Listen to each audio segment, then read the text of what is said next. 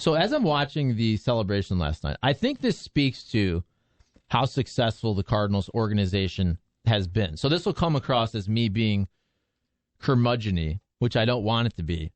But I think that we've been so blessed with having so many champagne celebrations. And I'm just going to count. I've been here since 2008. So if you look at that era, which is the John Mozeliak era, never had a losing season. Never once had a losing season. What's the closest? When I saw 12 NL Central titles now? Yeah, the COVID year. Oh, yeah. Remember, they didn't play 60 games. Yeah. I think they just barely got over 500. That first year that I was here, 2008, I want to say they won maybe 86. Didn't make the playoffs. Sounds right? Yeah. Yeah, it's those years stand out, and I think that's a point. It's part of the point that you make is it's so rare when it happens. Right on the money, 86, 76. Oh, yeah. Right. Way to come into town, Charlie. I just feel like that year I was just getting here. I was really paying attention. I was kind of doing all the things I should do. And after a couple of years, then you just stop giving 100%. So the Cardinals have got a will this year, unless the bottom just completely falls out over these last 5-6 games, will have their most wins since 2015 this year. So has this team gotten enough credit for being consistently strong, or is it a blend of what's happened in the division too? That's a great question. I think this team should absolutely should it get a ton of credit? Yes. Should we be comparing them to any of the most elite Cardinals teams in recent years? I say no. And the only reason I say that is when you look at this division, and I was picking my kids up yesterday, listening to Bernie. And so Bernie said that... Good company, man. Way to go. Yes, sir. No, Bernie especially. I love listening to Bernie, and his baseball discussions are fantastic. So the number, I believe he said 39 of the Cardinals' wins were against the bottom feeders of the division, Cubs, Reds, Pirates. So look, you got to beat who's in front of you. So in no way, shape, or form am I trying to take anything away from the Cardinals, but to be fair and to judge them against some of the great Cardinals teams in the past, I don't think you can look... Now, they might get to 95 wins. They might get to 94 wins. But I do think you look at a division where only one team was trying to win, and I think it's fair to say that I think you got two teams. I think the Brewers came into it with the intention to do it. One other. Okay. That's what I meant, sorry. Yeah, one other team trying to win. So I think when you look at that, it's fair to say this year's 94-95 win team is probably more like a 90-win team in a year where you have three teams trying to win. Maybe one of those weird years where the Reds were competing, right? Is that fair? Yeah, that's fair. I think that probably more so than any division, if you go back to April, the NL Central is pretty clear it was the rebuilding division. Even in the AL Central, that is roughly the same thing, if not just, about the same type of mediocre. You had some injuries and you had some expectations. I think 4 of the 5 teams in that division were trying to compete. The Tigers came in, and people were talking about the Tigers. It just didn't happen. They spent? Yeah, they went out and added the wrong people, and it didn't work. But, the Guardians came in, got that together today. Appreciate that. The White Sox were supposed to be a force, if you will, and then you had the Twins, who have kind of meandered away. But in this division, you knew there was some kind of egregious activity coming into the season, and that I felt like the Cardinals should be where they're at. The Reds just had a yard sale. The Cubs are in neutral at best, and then couldn't even execute a sell-off. And then you had the Brewers, who were always kind of if you lose to this team, something's wrong. Like, if this team gets it done, something's wrong with the Cardinals, not the Brewers. They backed into one. But now, the Brewers are going to miss it outright, as they should. They're nowhere near as good as the Phillies or as the Padres. But now the Cardinals are in a position to do it. So, yeah, I think some of it is happenstance. I think if you look back a couple of years ago and you had I don't want to say 300 wins, but definitely 95-plus win teams in the division. When 2015? Yeah, when McCutchen was rolling over there, the Cubs were coming together, and the Cardinals were still strong. It's not that division, but you probably left some wins on the table that year just due to the level of competition. So it's all relative. It's all relative, and it all really pays out with where you land in the end. Yeah, and that's another part of this where if you're watching MLB Network, you're watching or listening to some national baseball pundits, I think they shoot straight with the Cardinals. As good as the Cardinals are, and if you want to put them in a bucket of 4, let's say, really good teams in the National League. That's the other part of this. As good as the Cardinals are this year, and they may finish with 94, 95 wins, whatever it is. I think it'll be interesting to see how much they care in the final 6 games against the Pirates, because they really shouldn't, other than getting their rotation lined up, getting guys healthy, getting guys rest, right? Setting up your bullpen pieces for the right amount of usage before the playoffs. That's all that matters here in the final 6-7 games.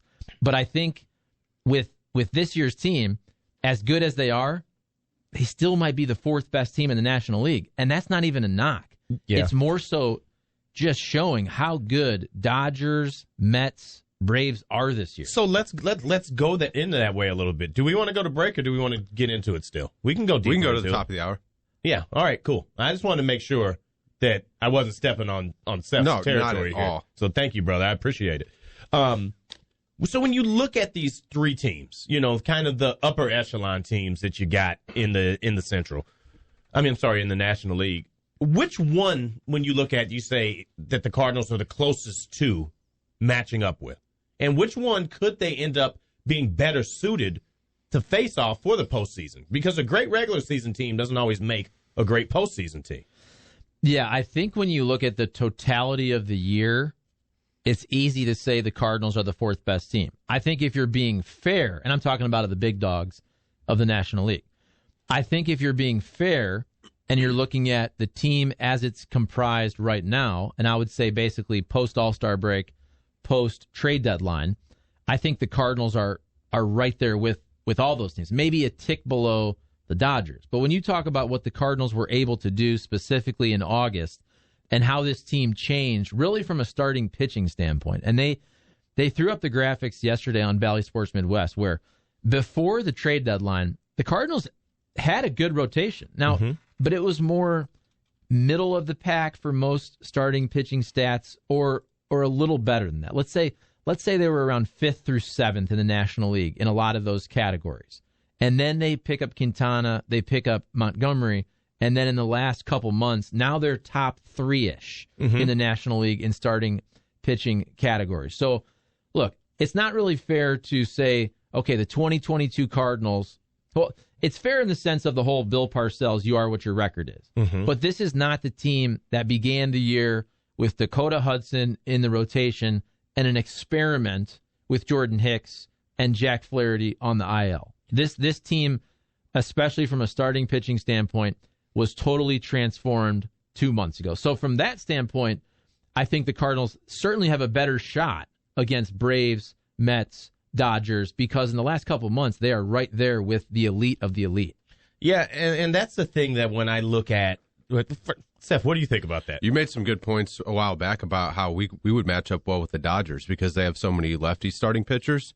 I like that idea. I think that but their bats are good. That's the problem, is that even if we hit well, there's a good chance they're going to hit well too, because our starting pitching hasn't really been cemented as an elite starting rotation. Like, you look at all these teams that are in it right now. Like, so the Mets have Scherzer, Bassett, DeGrom. The Braves have Morton, Strider, and Fried. And Fried. Yes. So, and then you look at the Padres with Musgrove, Darvish, all those guys. So no matter who you play in the Phillies, you play any of those teams, they're gonna have a good rotation. Those first 3 games, it's gonna be a player with the All-Star label next to them. And speaking of the Phillies, they lost last night, but and they struggle right now. They have, but Zach Wheeler, second outing back? First outing, he was really on a pitch count.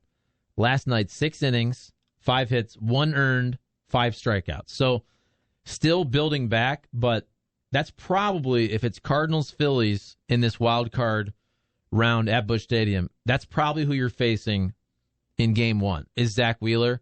And he's looking like he's pretty dang close to getting back and should be ready for a full workload in Game 1. And that's where, even though the Cardinals are clearly on paper better than the Phillies, I just think whenever you throw these teams in a short series, anything weird can happen.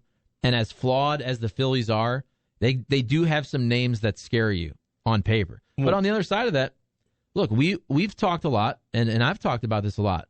with the Cardinals with their lack of swing and miss. And I think that is something in the playoffs where sometimes that just plays. That those guys can just, if you have a couple of those guys, you can run through in October with a couple horses.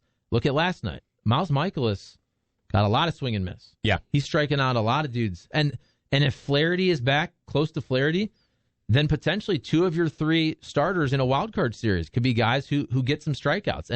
And then you have more margin for error most of the time. So you don't have a rotation really set up for the rest of the year beyond today, and I think that's by design because, like you said, Ollie's got to start setting things in some order for how it's going to go. There's still the Wainwright card that's out there about how that's going to line up, but I wonder how much of who it looks like you're going to trend to face starts to influence who goes to the mound for the rest of the year. You got to get guys together and get them in place, but when I look at the Cardinals splits this year against those teams, there's some interesting things in there. First of all, the first thing that stands out is that they only have a winning record this year against the Padres of the postseason teams that they're going to be facing, of the options on the board at least. However, you hear a lot about the Dodgers, as you should. I think it's probably far and away the team that everybody that should be at least believing that things are going to go through this year, and that's fine. Been there. Except we do that every single year for the last about 7 years, and they won one, and it was COVID weirdness. And there's a lot of weird history between the Cardinals and the Dodgers, where the Cardinals have come out on top in times where maybe you might have thought it wasn't going to happen, and then you've got the Clayton Kershaw factor in there too, which this part of the year isn't so great. In the part of the season that is coming up, not so bad. Might take that.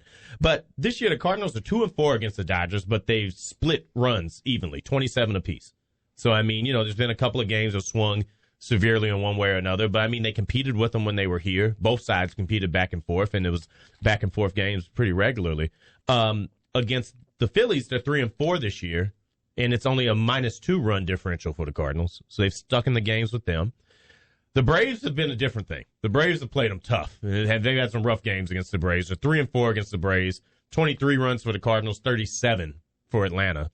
And then when you look at the Mets, it's just a little bit better on the run scored side, giving up the same amount of runs. 27 runs for the Cardinals, 37 for the Mets, and they're 2-5 against them this year. So you got to kind of hope that the underdog hits because there's not a lot of great result in the regular season against them. But that also goes in to say that you played a lot of these teams in completely different parts of the year. And you played some of these teams in May and in June, and when it was a different team than the one you're taking out now. How about, I think this stat is pretty interesting, and it's just how you're playing against teams above 500. So look in the National League. You would think the Braves would be better than the Cardinals in that category. Mm-hmm. Not that much. Atlanta, above 500. They are 33-34, so essentially 500 right below. The Mets are 41-31 against teams above 500. The Dodgers, 31-22.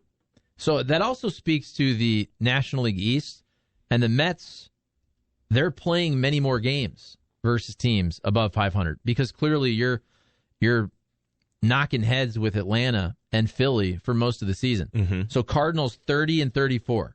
And that's why when I've looked at this Cardinals team all season long, and if I sound like I'm downplaying the year, I don't mean to be, but I haven't really looked at the Cardinals that much differently all season long. Clearly they had a nice uptick in August. But from watching them play Mets, Padres, Phillies, Braves, even some of those Milwaukee Brewers series over the year, this Cardinals team beats up on the bottom feeders, as they should. And for the most part, they're right around 500 against the good teams. Mm-hmm. And I do think that speaks to the fact this is not an elite of an elite team. When you look at a team like the Mets, when you look at a team like the Dodgers, they are winning games consistently against good teams. And that's the only reason I have any hesitation of saying the Cardinals are going to go on a deep run. They might. I would never count the Cardinals out. But I think it's also fair to look at the fact that you have to now beat 3 of these teams just to get to the World Series. You have to beat 3 teams that over the course of this baseball season, you have not even had a 500 record against. And now you have to beat 3 of them in series to get to the World Series. So who's the team that, I guess some of it really depends on how the NL East plays out, about even projecting beyond the wild card series. The Cardinals I fully expect for them to emerge from the wild card series. They're a great team at home. Their style of play caters to their ballpark, and I think that whoever comes in here, it would really shock me to see the Cardinals drop 2 or 3 at home this year. That would shock you, though? Yeah, it would. So Phillies roll in with Wheeler, Nola. That wouldn't shock me. That wouldn't even surprise me, honestly. Shock. What's more severe, shock or surprise? I think shock is more severe. All right, so it wouldn't surprise. It would shock me if the Cardinals got 2-0'd at home and got sent back. I mean, pitchers like that are going to put you in a position where you might be in a Game 3 scenario or something like that. But I think that the Cardinals play great baseball at home, and I think that it really caters to that being a strength for them, being able to play this wild card series and not have to leave Busch. So I fully expect for them to win in the first round, and it would surprise me for them not to come out of that. Shock might have went too far. It would surprise me for them to not be able to emerge from that. They're 51-27 at home. They are fantastic at home. Exactly. The Cardinals are. And so that's a thing that I think also matters too. And then everybody knows, and this isn't just being a guy that's talking about a team in St. Louis, being a local broadcaster. I definitely have no rights to hold. But it's a different atmosphere in Busch Stadium in the playoffs than it is in any other stadium, in my mind. I've been there too many times. I've been to a lot of other places. It's just a different vibe when you come in here. And I think that a team coming in here to play them are the ones that are available. I'm not thinking that they're coming and doing it. Now, when you go into the next round, I am interested to see how the National League East is going to play out, because I don't know which route you'd rather go. It seems to me in a shorter series, you might want to see the Mets, because at least you get an opportunity to only see Scherzer and DeGrom, one of them twice. I mean, do you think that they throw them 4 games in the series if it goes 5, or how does that play out? Both those guys with injury issues. Yeah. Those aren't guys I want to push real early in the playoffs for short rest. But we always say that, and then teams always end up doing that. So, I mean, that's a team that's got a little bit of that Schilling, Randy Johnson potential, where they can just run them out for games and do it themselves if they need to. And both of them are going to go for it, and they're going to want to have the ball in their hand. The Braves throw a lot of different looks at you. That's the team that I look at, of all the teams that are in the National League, were the one I say that's who, in my mind, it goes through. Dodgers included. I think it goes through Atlanta because they've got a lot of different looks to put out there at you. And this year, they've got Acuna. They didn't even have him last year, and although Freddie Freeman's gone, I think that's the deeper team and the one you've got to really, really try to not match up with and hope goes out early if you can. Acuna, 2 bombs. 2 bombs last night. Yeah, for my Fantasy World Series, too. Hey, how you guys doing there? Hey, buddy. Hey. Hey, let me ask you a question there. In the post-game interview yesterday after the Cardinals clinched the title, why was Mozeliak acting like he was like, oh, well, I don't know, was it Jim Hayes asking questions, I guess, Valley Sports? Yes, that's Jim Hayes, our radio cohort. Yeah, Mozeliak was acting like, well, it's kind of a rough season. You go up and down. I mean, the guy, can that guy be any more excited than? I mean, the guy seems like he's just like on a I mean, is that a robot version of Mozeliak or what? I don't know. He just doesn't have no emotion at all. I mean, the guy just. I mean, is he just trying to be more subdued, or he doesn't want the? I don't know. I just don't understand Mozeliak. He doesn't seem like he's not with a team. It seems like, and Marmelo. What's the guy's name? Oscar. Yes, Marmelo. Oscar Marmelo. Okay. Yeah, Oscar Marmelo, that guy too. Yeah, I thought he seems kind of like he kept looking over his shoulder every time he was making comments. Like, was he afraid of what Mozeliak was going to tell him or what to say? I mean, it seemed like so robotic after a post game. Did you get that same feeling? I mean, the players seemed kind of. I know they want to win the championship, but I don't know. It seemed like every time Marmelo was going to ask a question or give an answer, he looked over his shoulder and it looked like he had to get it okay from Mozeliak standing by, Mozeliak. So, Randy, real quick. What do you do for a living? What do I do for a living? I listen and talk to your show. That's what I do for a living. I don't know. Okay. Who's paying you?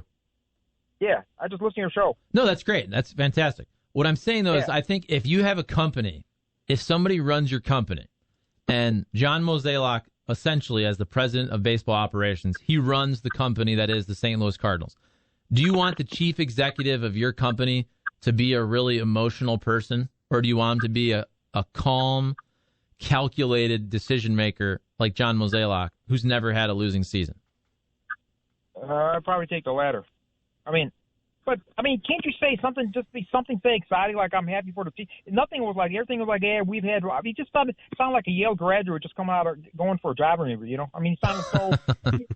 I'm saying you got to be professional, calm, and cool, but can't you show a little emotion? The team just won. I mean, be excited for your players. He seemed like he was patting on himself for the back, or he was like basically he was seeing like he was more defensive because I guess the criticism that he doesn't do much during the off season. I mean, during the trade line. I don't know. He seems like he's more protecting his image rather than the Cardinals' image. I mean, you know what I'm saying? Well, his image is the Cardinals' image. I understand that, but he doesn't. I don't know.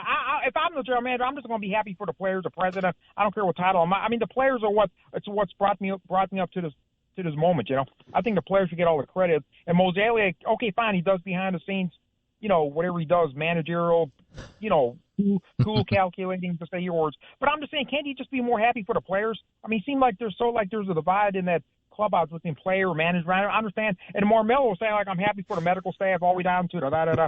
I mean, it sounds so scripted. I mean, I think that what Marmol was worried about was actually getting something poured on his head. I think he was watching his back because he knew the party was getting ready to kick up. So I think that's really what he was more concerned about. I don't think he's worried about John Mozeliak. And I will say... Mozeliak. I'm sorry. My apologize. In talking to Mo, he actually has a pretty good sense of humor if you sit there and you really rap with him. 100%. Yeah. Well, I mean, I just thought it seemed odd. Every time Marmello was going to answer a question, he seemed to turn his head towards Mozeliak, like he had to get his approval or something. Anyway, by the way, and I don't think the Cardinals are just a mid-range kind of winning team. If they go up against Mets, Atlanta, they haven't had a winning record against those top three teams. Can you check that out there, Charlie Marlowe? And Charlie Marlowe, what's going on with your Cleveland Defenders, or what's the nickname now? They get the Indians, or whatever they used to call them. They're the Cleveland Commanders. Yeah, how do you think the Commanders or Defenders or the Justice League of America is going to do? Well, I'll tell you what. Look, people on the text line now are accusing me of crapping on the Cardinals, which I'm not. I don't think the National League Central is the worst division in baseball because I think the American League Central is the worst division in baseball. Now, you might say, okay, all those teams tried. Yeah, but none of those teams are good compared to the Brewers, in my opinion, or the Cardinals. Guardians, White Sox, Twins, they all had a shot at the playoffs, but all of those teams fall below the tier, to me, of Brewers and Cardinals. So I don't think the National League Central is the worst, but they're probably the most top-heavy, bottom-heavy. There's more of a middle in the American League Central, but in the National League Central, you have two teams competing, three teams not. I'd say AL West is the most top-heavy, bottom-heavy. You've got the Astros who ran away, who are 18 games over a playoff team, and then you've got the Mariners who will make it, but then you've got the Angels, the Rangers, and the A's who are just crap. And I was talking about the worst divisions in baseball. I don't think we can throw the AL West in the worst divisions conversation because you have at least one elite team, if not two. I mean, both of those teams would wipe the floor with Guardians. Yeah, that's fair. No, the Commanders, Sentinels, Justice League of America, whatever it is. I like that. I'd actually like us to keep that forever. Okay, Jack on the text line, 855-282-8255. Get him in. We're going to break in a second. We'll have some more. It'll be a big Cardinals day. And then Howard Richards at 9. Mozeliak, Oscar Marmello, and Nolan Ariando are my favorite Cardinals. Comedy is hard, Randy. That's from the bastard James Hahn. Chuck, what's the All-Star Game splits on the records against above 500 teams? I'll look that up. I have the schedules up. We can go through that in a second because that's 100% fair. I appreciate you asking what his occupation is as well. I am curious. I don't think we're ever going to get that answer. We're not. Chuck, I think any rational non-BFib would agree and fear this team is smoke and mirrors a bit. And I never said that. Due to their record against better than 500 teams. That's from the Degenerate Wombat of what? It's a long name. Degenerate Wombat of something. Wentzville. The all-knowing expert. You can make an easy argument that the Cardinals are the sixth best team. I don't know if he's talking National League. The Cardinals, I think, they're at least in the sixth best teams in baseball. They might be the sixth, but they are in there. I mean, and you've watched them play against the Yankees, and they clearly were better than the Yankees when they came in, so I don't know. I'd love to see this team go against the Astros and see how that would play out. Gio and O'Fallon, I'm calling my shot. Cards versus Blue Jays in the 2022 World Series. Let's go. And Scooter in U City. Jesus. To be fair, Charlie, do you get a quarter every time you say this? I do say that too often. You're right for calling me on that. It's 50 cents, actually. Dude has spent 40 minutes essing, we're going to call it crapping, on a division winner. To be fair, should they lose games against the Pirates? I never said that. I don't recall that part. I think my point is, if we're looking at this team, you should be very excited. Division winner. I would never count out the St. Louis Cardinals in the postseason whatsoever. Let me make it whatsoever. Let me make it clear.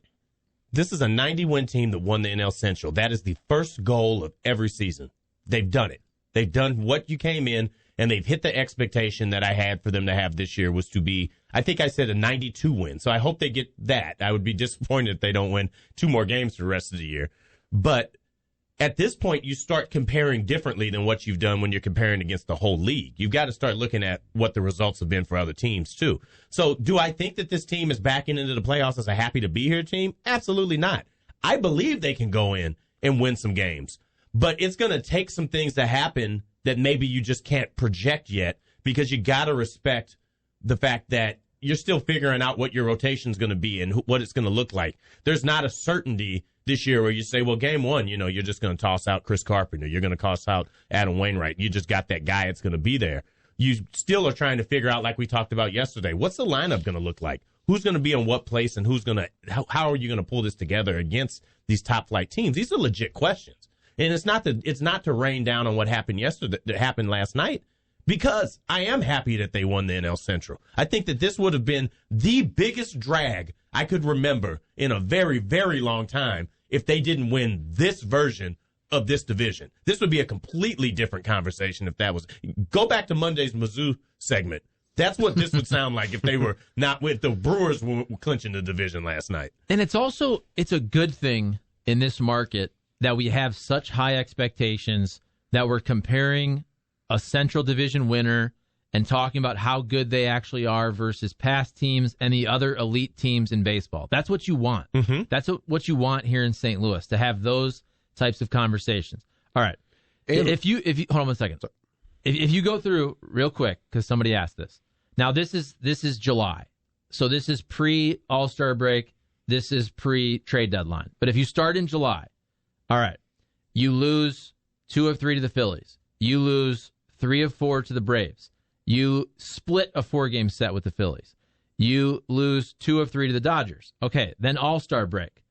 You then split with the Blue Jays. This is July. Now you get into August. You're starting to have a different team, Montgomery, Quintana.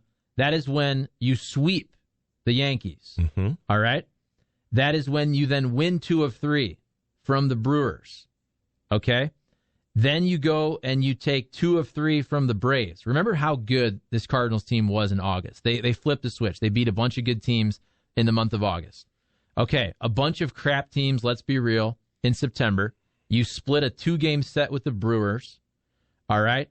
You lose 2 of 3 to the Padres. You lose 2 of 3 to the Dodgers this past weekend, and now you're playing the Brewers. So the Cardinals, to answer the texter's question, Cardinals very good against above 500 teams in the month of August.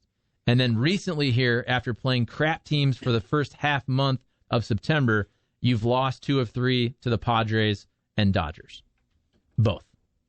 Hey, and one of the things I believe is that you find out who a team is in August, and then they start to figure out who they're going to be in September. And the good thing about this Cardinals team is that for the most part, they've been able to keep a pretty steady lineup together here, and you know who's going to be out there. Tyler O'Neill's been in and out all year. You had Dylan Carlson that was in and out. But since the trade deadline came around, you've been able to keep the core of the lineup together for the most part, with Pujols stepping into that role, with Goldschmidt, with Arenado, and you figured it out around him. Ariando. I'm sorry. My fault. Who, by the way, shout out to him. First division title of his career yesterday. Surprising. So when you worry about how happy he may be, that's got to be a good deposit with him last night experiencing that. And Seth, I interrupted you. I'm sorry. Go ahead. No, you're okay. I was just going to say that we're talking about all these individual players on all these teams that we're potentially going to face in the playoffs and saying, oh, God, it's going to be tough to face this pitcher, or, this lineup, this and that. We have guys, too, that when other teams are going to look at us and say, I don't want to play Goldschmidt, I don't want to play Arenado. If Flaherty's right, I mean, we know how good he is, too. And, you don't want to freak out just because we may not be playing our best baseball right now. We're fine. We've been about, what did you say our record was in September? We've been around 500, maybe a little bit higher because we've had a weaker schedule. But early, yeah. Crap teams early, good teams late here in September. But that's okay. I mean, if we can, we've shown that we get hot at certain times. And if we can do that within now till the playoffs, then I think we'll be okay. The Cardinals won the World Series with 83 wins. The Cardinals won the World Series in 2011 as a wild card. So, and then we lost the first round when we won 100 games in 2015, to allude to your point earlier. So, it's just nothing to freak out about. I just think we'll kind of know it when we see it. Yeah, and I'm not freaking out. I think I don't want to say the word fair because I'm getting called out, rightfully so, for saying that too much. But I do think we're accurately looking at a really tough National League this year. The National League, in my opinion, is much better than the American League this year. Much better. Now, that doesn't mean that the Yankees or Astros can't win the World Series, but I think if you look at the top 5 teams, let's say, maybe the top 6 teams in the National League versus the American League, I think by far the National League is stronger this season. So that is why, look, whoever comes out of the National League is going to be freaking battle-tested, especially if it's a Cardinals team or let's say it's Mets or Braves that have to, if you have to win 3 series and get through that gauntlet just to get to the World Series, that's a challenge. Like you get all the props in the world for me to get through the National League this year. And if you're sitting over in Houston or New York or wherever and you're looking at that, that might be an upside for you. It's somebody named Cam Jansen just DM'd me on Instagram. I don't know. Just now? Some guy. I think he played hockey. I don't know. But he said he might call in because we need a spark. So that there's a chirp for us right there. He said we need a spark. I think he's talking about himself. I don't know what that means exactly. He thinks this is too dull? I don't know. We're talking about baseball, so for him, he's probably like, I don't know what this is about, but this is too much.